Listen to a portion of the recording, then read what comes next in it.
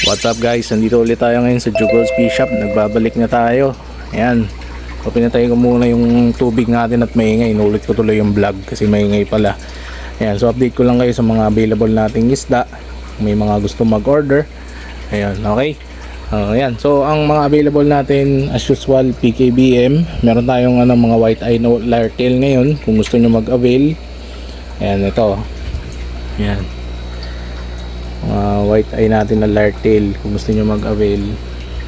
Yan, so 2 pairs yon, kayo nang bahala. PM na lang, paki-screenshot na lang para mabilis po usapan natin at medyo busy po ang araw natin ngayon. So para dun sa mga na late umorder, bukas po ang shipping natin ng next batch natin, and then yung mga for today po, since nagbalik na kami, na-ship na po natin today yung mga naka-order to the weekend. Ayan, nakita nyo naman sa story natin, puro malalayo pa yung order sa atin. Ayun, ayun. Kapag ka malalayo guys, meron tayong extra packaging dyan para secure na secure yung mga isda nyo. Ayan. Okay, so kahapon pagdating namin, konting budbud lang ng pagkain yung ginawa ko. Ngayon meron pa naman silang chubby dyan. Ayan, mga natira. Ayan, grabe talaga yung chubby natin, oh. Ayan, pinapapak na ng mga to. So yung nandito guys, yung almost 2 months na natin na isda, nilipat na natin dito sa baba. Ayan, namumukbang sila ngayon ng Chubby Fex. Ayan, and then meron tayong anak ng GBT today. Ay, kagabi ko pa yan nakuha pala. Ayan, so bago kami magpahinga, nakuha pa kami ng mga around 15 pieces na GBT first drop. Okay, ayan, ayan. Nakalo kasi dito sa white eye kasi wala na akong tank.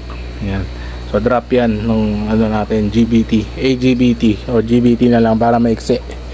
Okay, so meron pa rin tayong mga spotted ng PKBM na crystal eye. Meron din tayong PKBM lang na normal and then crystal eye din. Meron din tayong mga spotted and dark choco, of course, mga favorite dyan ang dark choco. Ayan. And then ano ba? Cheetah, of course, all-time favorite ng ating January. Okay. And then sa mga susunod nating mga batch, ayun, yun pa din. Yun din, same strains. Choco Marble, hindi pa din po. So mga nag-PPM, pasensya na po, hindi pa po talaga pour out ang Choco Marble natin. At mauubos na kagad. Okay. Bibreed muna natin, tsaka natin kayo bibigyan. Okay. Kahapon din nakapag-start na ulit ako ng BBS. So dalawa yung naka-hatch ngayong gabi, and then isa para bukas. Gawa ko lang yan ng tanghali. Okay. And then ayun, yun yung update natin. Sa labas, ganun pa rin naman, grow out pa rin. Napaglabas na kami ng ilang red balloon platy sa labas. Yun nga pala yung promo natin sa red balloon platy. Lininawin ko sa susunod natin na shorts na video para may mga naka-bail. Ayun, since marami tayong red balloon platy, ayan, magagawa tayo ng promo para marami maka-avail. Okay. Ayan, sa para sa Yamabuki nga pala guys, so sold out na yung mga breeder size natin. May susunod tayo na batch, hindi pa ganong malalaki. Ayan, nandito pa sila. Pero kung gusto niyo ng ganyan size, ayun, pwede naman. Sasabihin nyo lang sa akin, gustong gusto nyo talaga, bibigyan ko kayo. Pero yan lang din man yung potential nyan. So mas maganda mauna na kayo kaysa mauna pa kayo na iba.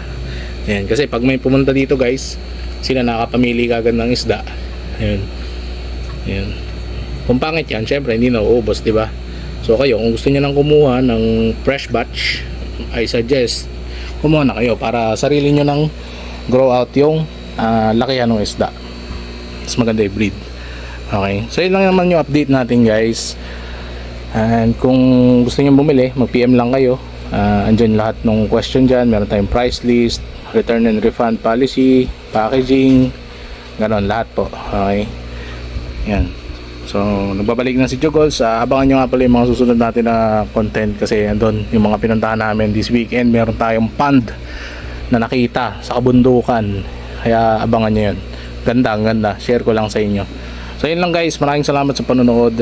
Abang-abang na lang kayo sa mga updates natin. Salamat.